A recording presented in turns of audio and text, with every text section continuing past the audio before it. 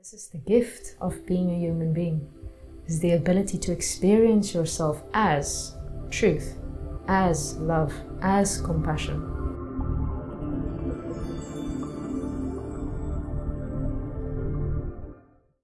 So there's a part of the breath that's meant to be connected to the body. So it's bringing the mind, the consciousness, into the body. That's one aim. Another aim is for the body to disconnect from the mind.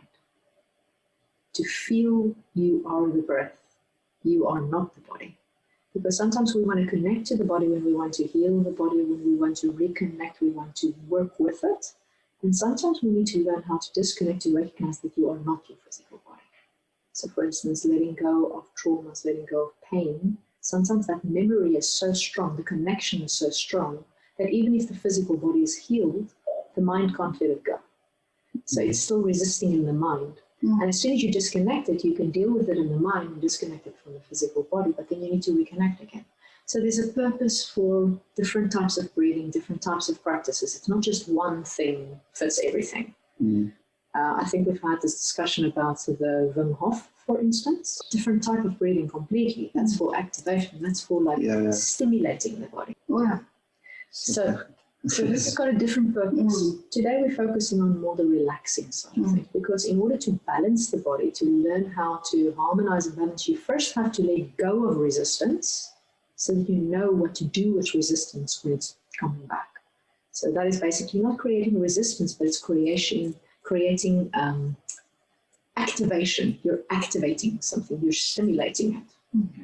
But before you know how to handle stimulation, you need to learn how to relax so that you know how to find a balance. Because if you're constantly stimulated, same thing with coffee, you don't know how to relax, you can't switch off. But if you know how to calm yourself, how to ground things, it's okay to then stimulate as long as you can ground yourself again. But if you're constantly stimulated, nothing ever lets go completely. Like everything is holding on because you're constantly in this kind of state.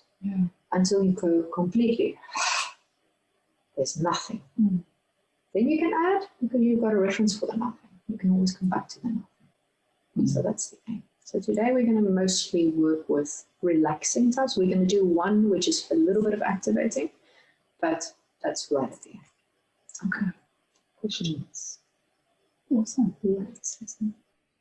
Wanneer ek wou net gesê toe jy sê die connection between that although die persoon is healed, they're still because they're in their mind. Ons het al gesien met mense wat ons wat al, kom ons sê vir jare met 'n curry loop, jy weet, of en dan word die persoon gebid voor en sy tyd geheel in daai spot en dan kyk môre oor môre dan begin hulle maar weer met hulle curry. Because the memory is still there, and it takes time for the memory to heal as well. Because remember, you're not only a physical body, but you're not also the mind either. And there's the energetic connections, which is much more subtle. Then every single person that is connected to you energetically has a memory of you that they're re-imprinting on top of you. Even if you've been healed, you're good. But now you're surrounded by people who still have that memory of you not being healed. They re-imprint that back into your field. And that starts manifesting again. This is why it's so important for us to live in the present moment, that we don't hold people hostage of the old versions that we remember of them. That's why every day you should technically die every day, reborn, reborn, reborn. Because then you're you, and you give other people the opportunity also to be them. To change.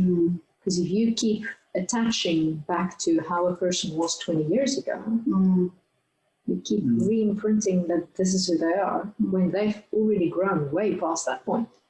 You're keeping them stuck. So it's not only for you, it's also for other people. It's a benefit for both. That's why it's so good to just go back to 0 point, where there's stillness, there's clarity, there's nothing.